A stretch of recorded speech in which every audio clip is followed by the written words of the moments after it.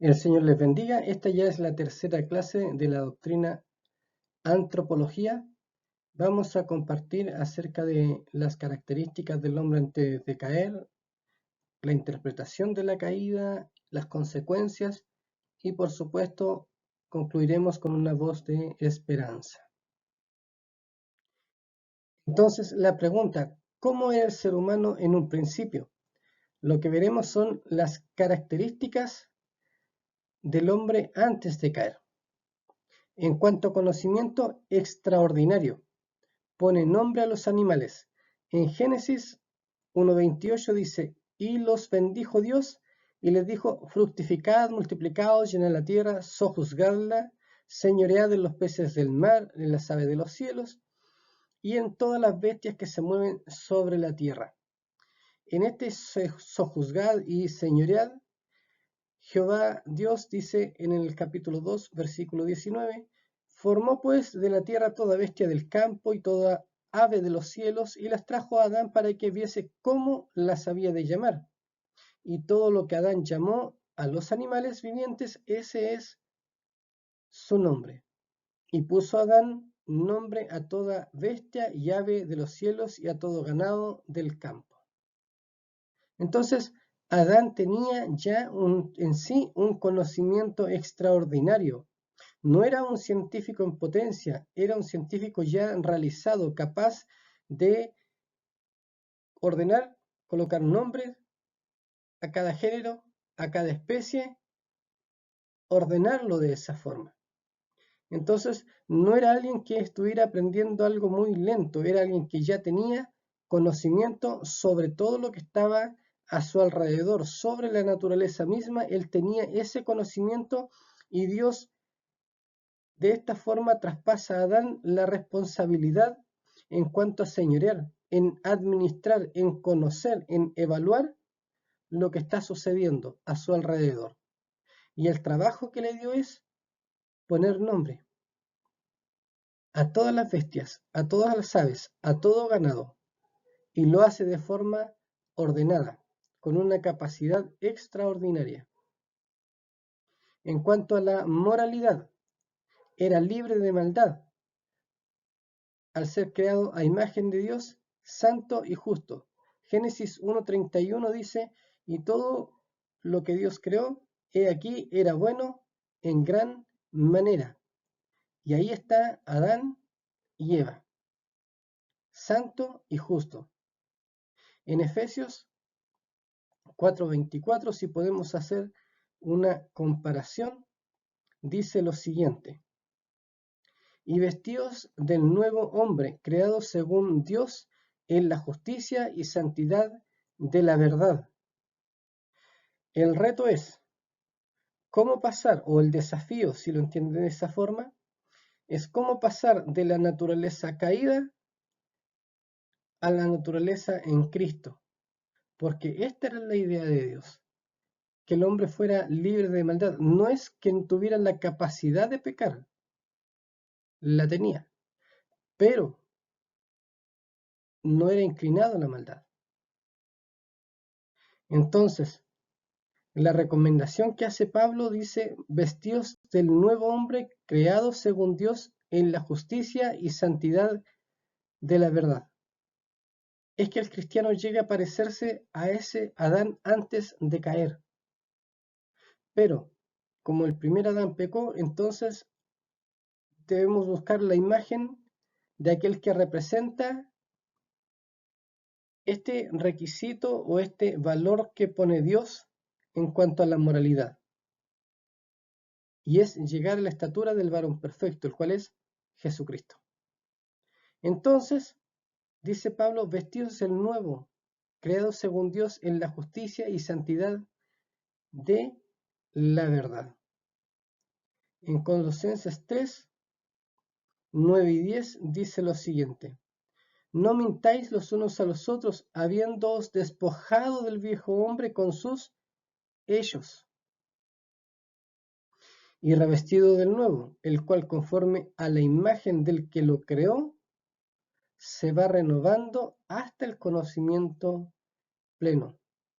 Nuevas criaturas en Cristo, Pero esta criatura refleja a ese primer Adán, libre de maldad, y para allá vamos, entregando nuestra voluntad, buscando la santidad, tratando de caminar en justicia y en verdad, para parecernos un poquito a Él. Entonces, en cuanto a moralidad, era libre de maldad. Repito, no es que no tuviera la capacidad de pecar, pero no era inclinado al pecado. En cuanto a psicología, hay necesidades básicas que presentan, y estas necesidades siguen permanentemente en la humanidad. La preservación de sí mismo, pero del fruto del árbol que está en medio del huerto, dijo Dios, no comeréis de él, ni le tocaréis para que no muráis. Tratamos de cuidarnos, cuidar nuestro cuerpo, preservarnos, protegernos. Es el deseo que tenemos cada uno de nosotros, de alguna forma. En Génesis 1:29, he aquí os he dado toda planta que da semilla, que está sobre la tierra, y todo árbol en que hay fruto, que da semilla, os será para comer. Todas las personas tenemos esa necesidad.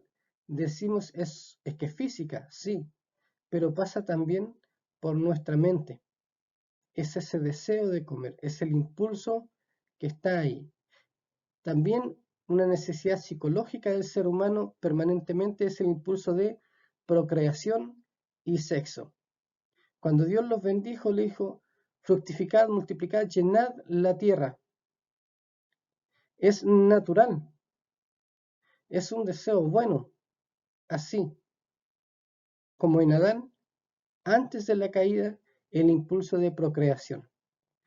Es cumplir con una ordenanza de Dios.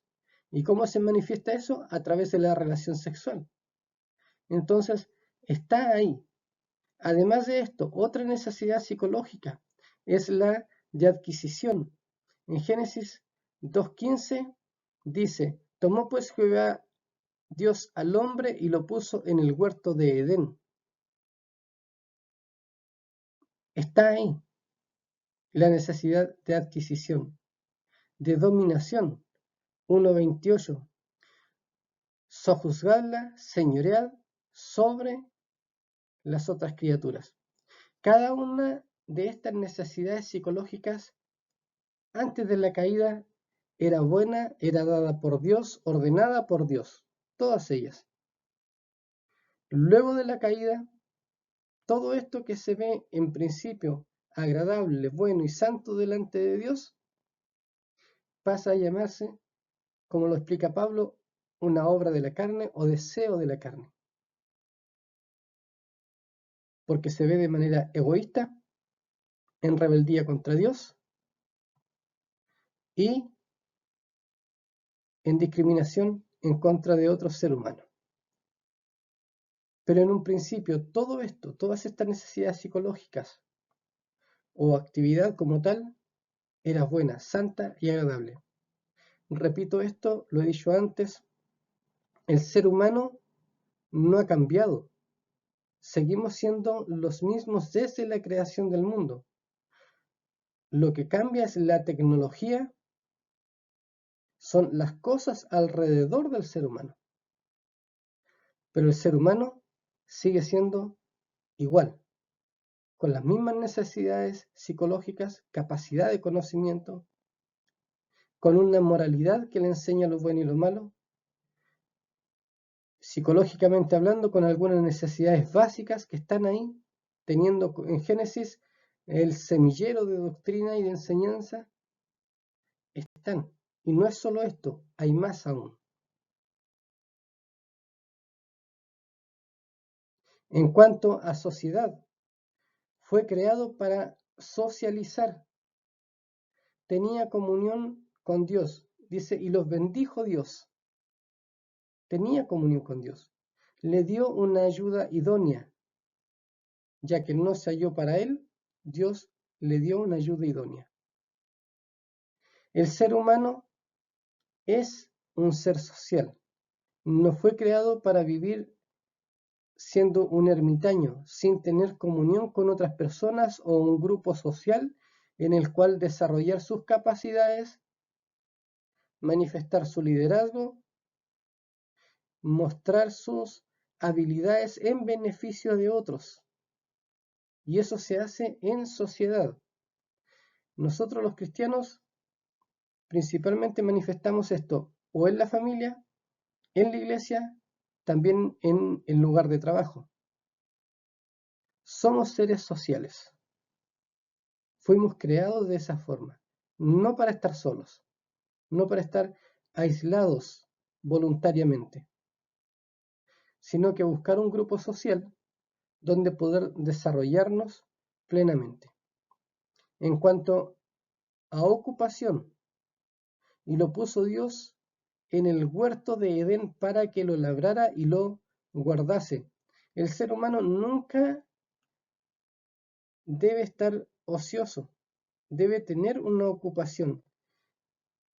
Y antes de la caída, en el principio, Adán no estaba desocupado en una sillita de playa tomando el sol en el huerto. Al contrario, Dios lo puso en el huerto para que lo labrara y lo guardase. El huerto de Edén era maravilloso no solo por ser una creación primera de parte de Dios, sino era maravilloso también porque Adán estaba allí cuidando, guardando ese huerto. Había trabajo en él y Adán era el responsable. En cuanto a esperanza de vida, aparentemente inmortalidad, solo la muerte ocurriría si desobedecía. En Génesis 2, 16, 17 dice, y mandó Jehová Dios al hombre diciendo, de todo árbol del huerto podrás comer, mas del árbol de la ciencia, del bien y del mal, no comerás, porque el día que de él comieres, ciertamente morirás.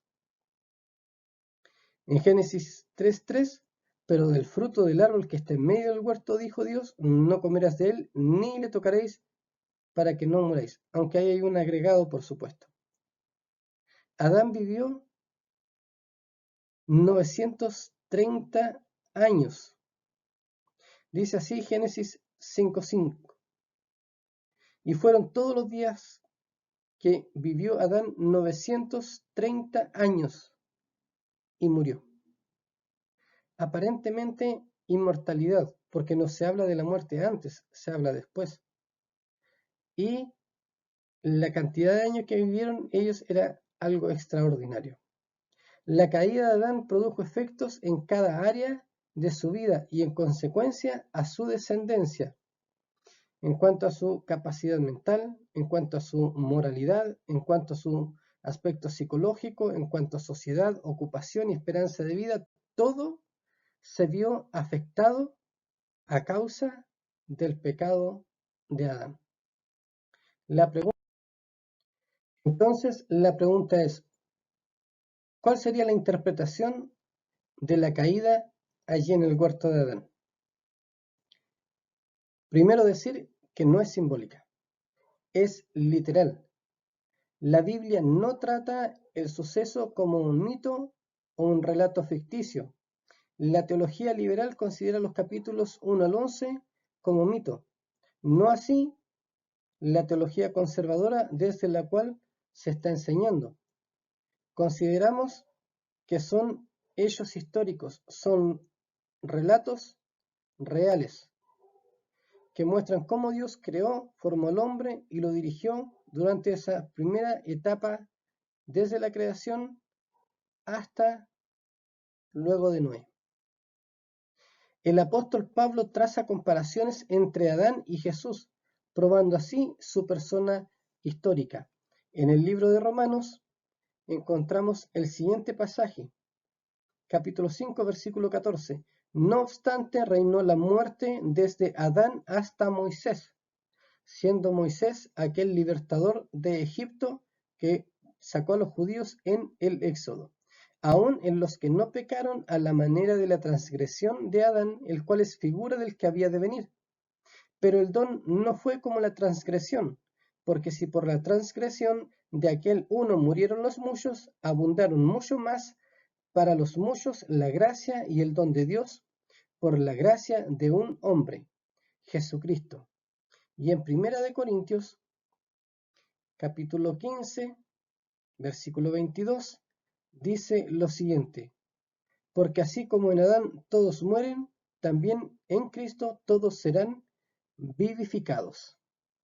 Por lo tanto, la comparación no se hace entre un ser real como Jesucristo y un cuento o un mito como Adán. No puede haber comparación entre dos seres que están ocupando lugares muy distintos.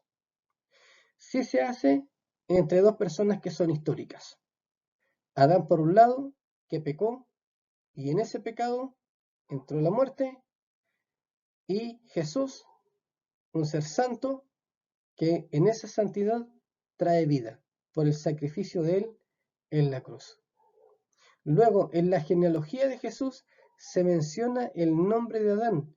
En el libro de Lucas 3, especialmente el versículo 38, dice lo siguiente: hijo de Enos, hijo de Set, hijo de Adán, hijo de Dios. Si no fuera Adán un ser histórico real, Lucas no se tomaría la molestia de investigar y tratarlo como tal. Pablo no haría las comparaciones que hace en relación a Adán y el nuevo Adán, o Adán y el Señor Jesús, sino que Adán es un ser histórico, al igual que Jesús lo es. Lugares geográficos introducidos en el relato: Asiria y el río Éufrates. Entonces, si está la persona, está el hecho, están los lugares reales, no podemos decir que lo que sucedió en Edén es un relato ficticio, sino un hecho real histórico. Un último dato: un estado caído no puede ser atribuido a un mito, es real. Una persona no cae en pecado por escuchar un cuento, un mito. Una persona cae en pecado porque eso viene desde antes. Hay una descendencia, hay una herencia, y esa herencia viene desde Adán. Todos pecaron, dice Romanos 3:23. Por lo tanto, nadie se escapa de eso. Es así. Y no se puede atribuir a un mito, sino que a un evento histórico real que sucedió allá en el huerto de Edén. Ahora, al ser la caída un evento histórico real, trae resultados, y hay algunos resultados legales, juicio que se aplicó en aquel momento. Primero, sobre la serpiente, quien fue el agente de la prueba. Comer tierra, una condición humillante para un animal que era bello y erguido, esto en apariencia por el relato. Era un animal que destacaba sobre otros y que se acercó a la mujer para tentarla en aquel momento. En cuanto al juicio sobre la mujer, dolor y angustia al dar a luz, pero también sumisión hacia su esposo. En ningún caso desprecio o reducirla a menos que el varón. En Gálatas 3:28 coloca esta igualdad en cuanto a la relación con Jesús. Todos son uno en Cristo. Por lo tanto, delante de Dios, el hombre y la mujer tienen el mismo valor. El juicio sobre el hombre no fue el trabajo. Ya vimos que el trabajo era parte de la ocupación que tenía Adán en el huerto. Entonces, el juicio está en que éste iba a ser fatigador. Y el juicio sobre la tierra: disminución de la productividad, la introducción de cardos y espinos. El hombre pecó en Adán. ese pecado trajo consecuencias, y las consecuencias abarcan todo lo que está alrededor de Adán. La serpiente, la mujer, sobre sí mismo y sobre la tierra. Todo se ve afectado. Entonces no podemos pensar que algún acto pecaminoso pueda permanecer escondido y secreto sin afectar a nadie. Va a afectar a otras personas, partiendo por quien lo comete. Y hay juicio sobre eso. De alguna forma no quedará impune. Por lo tanto, busquen la paz, la santidad y síganla. Al ser la caída un hecho histórico, esto trae consecuencias y por supuesto también algunos efectos. El primero de ellos es que una consecuencia inmediata es vergüenza. Ellos se escondieron. La consecuencia posterior y que permanece es muerte. Dice Hebreos 9:27, y de la manera que está establecido para los hombres que mueran una sola vez y después de esto, el juicio. Por lo tanto, hay muerte. ¿De qué manera se manifiesta? Muerte física. El cuerpo vuelve al polvo, Génesis 3:19. Pero también hay muerte espiritual. ¿Qué significa? Que es la condición en la que se encuentra toda persona sin Cristo, pero puede pasar de muerte a vida. Efesios 2:4 dice, pero Dios, que es rico en misericordia por su gran amor con que nos amó, aun estando nosotros muertos en pecados, nos dio vida juntamente con Cristo. Por gracia sois salvos, y juntamente con Él nos resucitó, y asimismo nos hizo sentar en los lugares celestiales con Cristo Jesús. Pablo dice que podemos pasar de muerte a vida reconociendo la misericordia y el amor de Dios en la persona de Jesús. En primera de Juan 5:11 dice lo siguiente, y este es el testimonio que Dios nos ha dado vida eterna, y esta vida está en su Hijo. Por lo tanto, hay vida en el Hijo de Dios, el unigénito Hijo de Dios, único, que es Jesús. El que tiene el Hijo, tiene la vida. El que no tiene al Hijo de Dios, no tiene vida. Hablando de vida espiritual. Y en cuanto a muerte, también se manifiesta la muerte eterna. Juicio del trono blanco, para aquellos que son incrédulos permanentes, separación consciente de Dios. La esperanza que como personas tenemos en medio del juicio se manifiesta a través de los mismos relatos bíblicos. Primero de ellos, Génesis 3:15, conocido como el protoevangelio por algunos, y pondré enemistad entre ti y la mujer, entre tu simiente y la simiente suya. Esta te herirá en la cabeza y tú le herirás en el calcañar. Por cuanto fue la mujer la incitada a pecar, en primer lugar, es en ella, la simiente de ella, que vendrá la bendición para salvar al ser humano. El segundo pasaje que leemos dice así, por cuanto la muerte entró por un hombre, también por un hombre la resurrección de los muertos, porque así como en Adán todos mueren, también en Cristo todos serán vivificados. Así que tenemos esperanza, porque aunque hay una regla que es muerte, también hay una bendición que es vida en Cristo Jesús, y todos serán vivificados. En Romanos 5, 2 al 15 dice lo siguiente.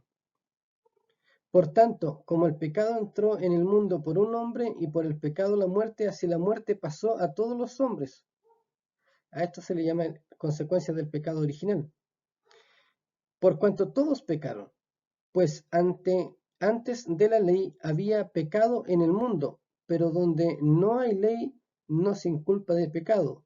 No obstante, reinó la muerte desde Adán hasta Moisés, aun en los que no pecaron a la manera de la transgresión de Adán, el cual es figura del que había de venir.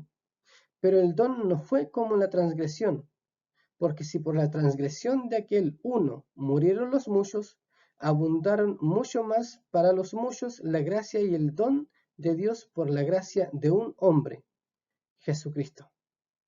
Tenemos esperanza de vida. Hay una promesa en Génesis 3:15, cumplida luego en el Nuevo Testamento, porque todo lo anterior era sombra de lo que había de venir, es decir, todo lo que encontramos en el Antiguo Testamento como figura, como profecía, como tipo, como símbolo, se cumple en la persona de Jesús. En Él está la vida, en Él está la salvación, en Él está el rescate, en Él está el perdón. Y el ser humano es vivificado en el nombre de Jesús, en la persona de Jesús. En Cristo el hombre es nueva criatura. Hay un pasaje muy conocido, 2 de Corintios 5:17, de modo que si alguno está en Cristo, nueva criatura es, las cosas viejas pasaron, he aquí todas son hechas nuevas. Pero cuando el hombre pasa de muerte espiritual a vida espiritual, no solo es para que se quede quieto, teniendo en sí la bendición recibida. Ahora tiene un trabajo, es un embajador de vida a los demás. Según en 2 de Corintios 5:20 dice, así que somos embajadores en nombre de Cristo, como si Dios rogase por medio de nosotros. Os rogamos en nombre de Cristo, reconciliaos con Dios. Tenemos todos los creyentes, todos los cristianos, un trabajo que hacer. Y ese trabajo es cumplir con la gran comisión, la predicación. No es ese trabajo para algunos, es para todos. En Marcos 16:19 dice, y el Señor, después que les habló, fue recibido arriba en el cielo y se sentó a la diestra de Dios. Y ellos, saliendo, predicaron en todas partes, ayudándoles el Señor y confirmando la palabra con las señales que la seguían. Amén. El ser humano antes de la caída era un ser perfecto. Tenía conocimiento, tenía la capacidad moral, administrativa, capacidades sociales buenas. A causa de la caída, todo eso se estropea. Hay juicio, como corresponde que haya, pero también hay una voz de esperanza en el mismo momento. El protoevangelio, la promesa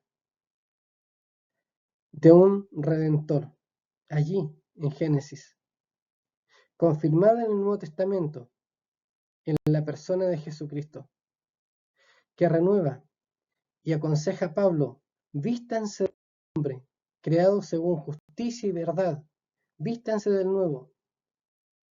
Y la ordenanza es ahora, siendo un nuevo hombre, una nueva mujer en Cristo, prediquen, prediquen, hablen acerca de este Señor que ha restaurado, que renueva, que transforma vidas. En el nombre de Jesús. Sean bendecidos. Nos vemos en la próxima clase y gracias por darte el tiempo de escuchar.